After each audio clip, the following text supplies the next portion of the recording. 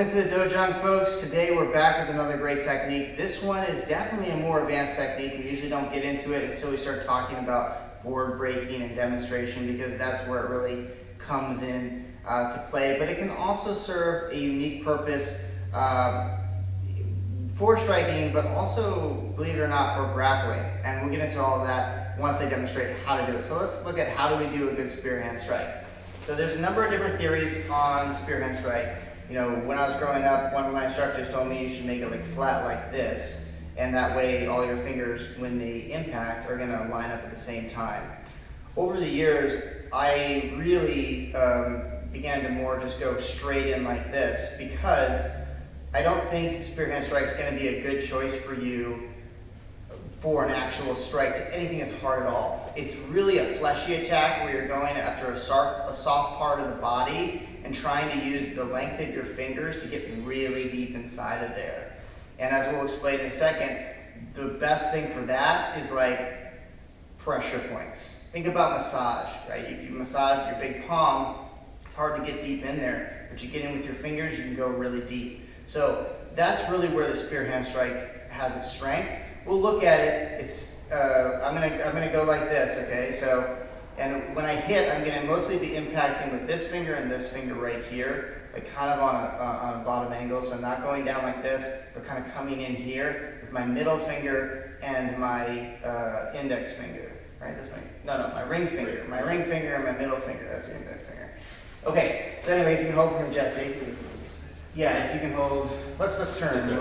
You'll see a little better. So we're coming in, okay? The power is generated very similar to a punch, you know, like all forward thrusting motion is going to be pretty much the same, whether it's a punch or a palm strike or a spearhand strike. The power is generated basically the same.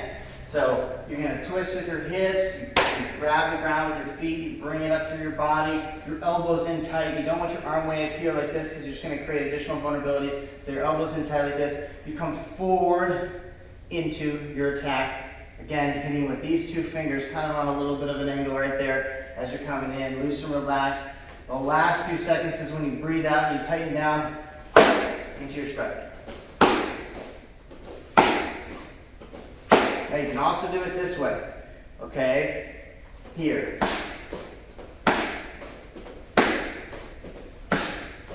All right, pretty simple. Jesse? Sir. So, we say spearhand strike, but it's really not a strike. You can see I didn't have that much power there. Just kind of a light tap. Although, if you did a light tap like that to a very vulnerable part of the body, like trachea or something, you could do some damage. But the real key of the spearhand strike is it's a pressure point. It is you're using it to move your opponent in a direction you want to by applying pressure to their body. Let's look at how that could manifest, right? So Jesse, if you can put the paddle down real quick. Yes, sir. And, you know, here I am with Jesse, you know, we're locked up, and I want to move his body. Now, you can't do a lot of this stuff in some tournaments because it's illegal, but, you know, in self-defense situation, why not? I could use my spear hand right here to go for his neck, to start pushing him backwards, get that leg to go back, get him to move out of that like kind of square position. Boom, kind of pushing back, make it really uncomfortable. So that then, just you can move over a little bit. So then you can go right into that lead leg. Because you know, if he's really square, okay, if he's square, he can counter on me, right? But if I'm moving him, then I can go for that leg attack. That's just one example. I mean, you can use this in a lot of different ways.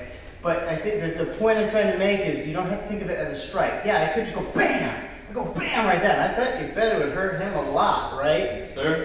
But I could go bam, I can hit him, and he kind of just steps back and moves back. It doesn't really debilitate him, but it's very uncomfortable. It's starting to move his body. And you go here, or you can apply it kind of slowly in a grappling type situation where you don't want to like maim the person, but you kind of want to move them. Pressure points are really, really great for grappling because they don't submit people, but they move them in the direction you want to move them. And you could also go right here. You know, let's say I want to go for a guillotine choke, but he's up kind of high. I start faking down here. I'm just, oh, it's really uncomfortable. He starts trying to defend with his hands. You know, he doesn't like that. And then look, I'm just right up and around for the guillotine choke. Okay? So the point is, we say spearhand strike, but I want you to think about it a little bit more loosely. It's using your length of your fingers to apply pressure to vulnerable parts of the body, whether concussively or slowly, to move them into positions that you want to move them into. Okay, that's our Spearhand Strike. Could also be great for on the ground when you're moving around and trying to get people, to open up their chin or whatever you need to do. Anyway, something to think about, something to train, guys. Remember, it is mostly a demonstration technique and a high-level technique with very niche application. Probably not the first technique you want to learn, probably not the one you want to practice all the time. However, if you want to be on like our demonstration team or on a demo team, it's one of these really impressive moves that you can do that really surprise people. It tends to be the more niche, just kind of how it works out, the more niche the technique, the more impressive it is in a demonstration, because it's something that's like, whoa, I never thought that you could do that or that would be useful. So it definitely has its application. I'll tell you one little story. I did this for a demonstration many times, and then one time I actually broke my finger backwards trying to do a Spearhand Strike. So you do need to be quite careful with this if you do attempt it, but it does look impressive when you break through, an inch of pine wood with just your fingertips. Anyway, that's all for today. Let's keep training hard. Adios.